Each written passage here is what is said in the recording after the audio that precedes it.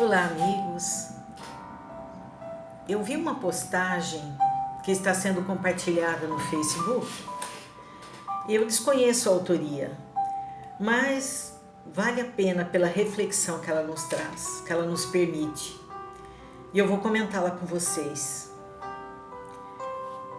Ela traz como título um questionamento que muitos pais estão se fazendo durante esse afastamento das aulas presenciais nas escolas e que já se prolonga por um bom tempo. O título é o seguinte: e se as crianças perderem um ano escolar? E ela começa fazendo algumas reflexões sobre como aproveitar esse tempo dentro do nosso lar com as nossas crianças. Então ela diz assim: e se em vez de aprender história, matemática, aprenderem a cultivar plantas, cuidar dos animais? Aprenderem a respeitar os pais e todos aqueles que convivem com ela. Arrumar o quarto, amar a Deus de todo o coração e amar o próximo como a si mesmo. Cozinhar com a família, cantar bem alto para se alegrar. Aprenderem a desenhar, a pintar. E se aprenderem a orar, rezar? E se eles aprenderem? Talvez não perdemos um ano, podemos ganhar um baita futuro. E termina assim o texto. Vejam, meus amigos, quantas coisas nos levam a pensar sobre esse período em que estamos com os nossos filhos, estamos com os nossos companheiros em casa, mas principalmente as crianças, ou os jovens, os adolescentes, nesse momento em que estamos impedidos de voltarmos à escola por esta pandemia. E a doutrina espírita, o que ela nos traz a respeito desta convivência familiar? Então, em diversas partes do Livro dos Espíritos e do Evangelho segundo o Espiritismo, Allan Kardec e os espíritos superiores falam da responsabilidade dos pais pela educação dos filhos. A questão 208 do Livro dos Espíritos diz: o espírito do pai tem a missão de desenvolver o espírito dos filhos pela educação. Isso é para ele uma tarefa. Se nela falhar, será culpado.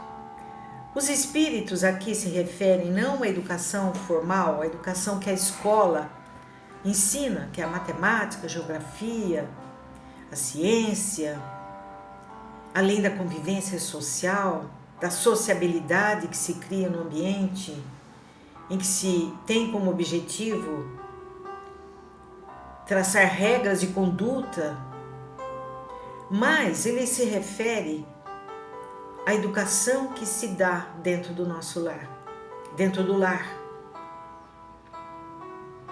Ele se refere à educação moral.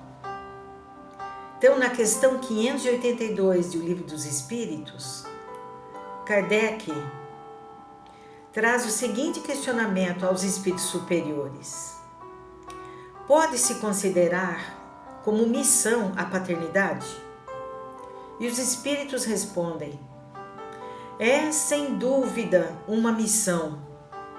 É, ao mesmo tempo, um dever muito grande e que envolve mais que o homem possa imaginar. Sua responsabilidade quanto ao futuro. Deus colocou um filho sob a tutela de seus pais para que estes o orientem no caminho do bem. E lhes facilitou a tarefa, dando à criança uma organização débil e delicada, que a faz acessível a todas as impressões, a todos os ensinamentos. Mas há os que se ocupam mais de cuidar, de corrigir as árvores de seu jardim, fazendo-as dar bons frutos em abundância, do que corrigir o caráter de seu filho.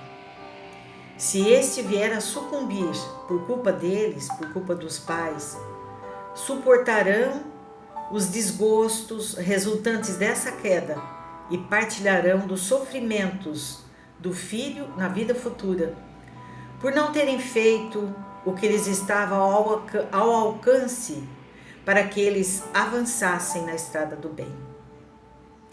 Observe, meus amigos, Kardec também nos fala sobre a fé raciocinada e a fé cega. Aqui neste caso, da volta às aulas, independente se tem vacina ou não, estamos diante de um fato.